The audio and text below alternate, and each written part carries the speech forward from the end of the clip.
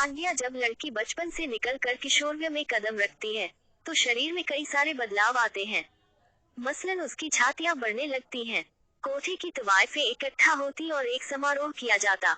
इसमें अंगिया पहनाई जाती। अंगिया शब्द का इस्तेमाल उस दौर में ब्रा के लिए होता था। ये किसी लड़की का तवायफ बनने की तरफ पहला कदम होता था।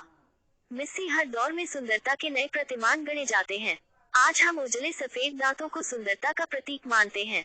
उस दौर में होठों पर कत्थे की सुर्खी और काले पड़ चुके दांत बेहतर समझे जाते थे। मिस्सी प्रथा में दरअसल दांतों और मसूड़ों को कृत्रिम रूप से काला किया जाता था। दांत काले करने के लिए एक खास किस्म का पाउडर काम में लाया जाता था, जो कि आयरन और कॉपर सल्फेट का बना होता था। ये कोठी का निजी समारोह था, जिसमें कोई भी बाहरी आदमी शामिल नहीं हो सकता था।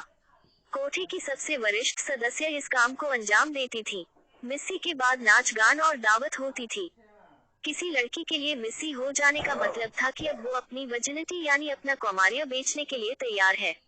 न तो उतराए जमाना बदल गया, लेकिन एक चीज नहीं बदली, पुरुष होने की कुंठा। तमाम पुरुषों में ये वाहियात धारणा होती है कि एक कुंवारी लड़की के साथ सेक्स करना आपके मर्द होने के एहसास में इजाफा करता है। बावजूद इसके कि पहली बार का सेक्स कतई आनंददायी नहीं होता, लेकिन इसे मर्दानगी के तमगे के तौर पर देखा जाता है। कोठी इस तमगे के बदले खूब पैसा पीटते थे। वजन लड़की के लिए बोली लगाई जाती थी। बड़े बड़े रईस इस बोली में बुलाए जाते थे। इसे कोठी में उत्सव की तरह मनाया जाता। लड़की को दुल्हन की तरह सजाया जाता। लड़की अपनी नाक में बाएं तरफ एक बड़ी सी नथ पहनती थी। ये नथ उसके कौमार्य का प्रतीक होती थी। जो सबसे बड़ी बोली लगाता, वो उस लड़की के साथ पहली रात होता। इस रात के बाद लड़की कभी भी नथ नहीं पहनती थी। अब उसके पास अपना अलग कमरा होता था। वो ग्राहकों के लिए सामान में तब्दील हो जाती। कई बार कोई अमीर या नवाब लड़की को हमेशा के लिए अपने खाते में रख लेता था। इसके लिए वो कोठी को माहवार एक रकम देता था, लेकिन हर लड़की की किस्मत ऐसी नहीं होती थी। एक तवायफ का रोजनामचा कोठे में दिन काफी देर से शुरू होता था, क्योंकि इस चौहद्दी में रात बाहर के मुकाबले ज्यादा लंबी हुआ करती थी। आप चाहे जिस उम्र के हो गए हो, कोठी का एक नियम कभी नहीं बदलता था, रियाज। सुबह के नाश्ते के बाद रियाज शुरू होता था, जो कि शाम 4 बजे तक चलता था। दोपहर बाद तवाइफें नहाने जाती और घंटों लंबा श्रृंगार चलता था।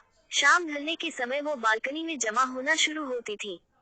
ये दुकान में लगी प्रदर्शनी जैसा था। अंधेरा होते ही कोठी गुलजार हो जाया करते। नाच और गाना शुरू होता और देर रात तक चलता रहता। इसके बाद तवाइफें अपने ग्राहकों के साथ कमरों में चली जाती। भीतर की औरत अवध की औरतों के बारे में एक बात कही जाती थी कि उनकी जिंदगी चूल्हे, चद्दर और चारदीवारी तक सिमटी हुई है।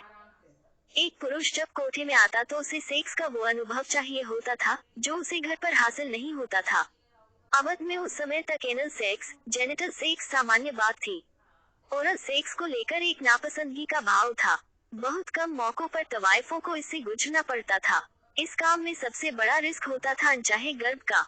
कॉन्डम भारत में 1930 में उपलब्ध हो गए थे, लेकिन उस समय उनका इतना प्रचलन नहीं हुआ था। ऐसे में तवाइफों के पास अनचाहे गर्भ से बचने के 3 रास्ते हुआ करते थे।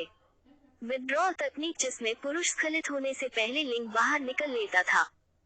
दूसरा था रिदम, जिसमें तवाइफें उन दिनों में सेक्स करने से बचती थी जिनमें गर्भ ठहरने का खतरा हो। तीसरा था गर्भपात। ये किसी दाई के जरिए अंजाम दिया जाता था। शारीरिक संबंध बनाना उनके काम का हिस्सा हुआ करता था। इसकी वजह से उन्हें लगातार यौन संक्रामक रोगों के खतरे से दो चार होना पड़ता था।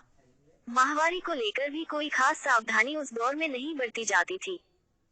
सैनिटरी नैपकिन की जगह सूती कपड़े का इस्तेमाल किया जाता था, जिसे हैज का लत्ता या फिर हैज की गद्दी कहा जाता था।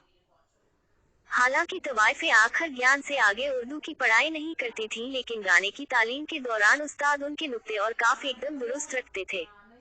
बचपन से मिली इस ट्रेनिंग की वजह से उनके भीतर भाषा के संस्कार बहुत मजबूत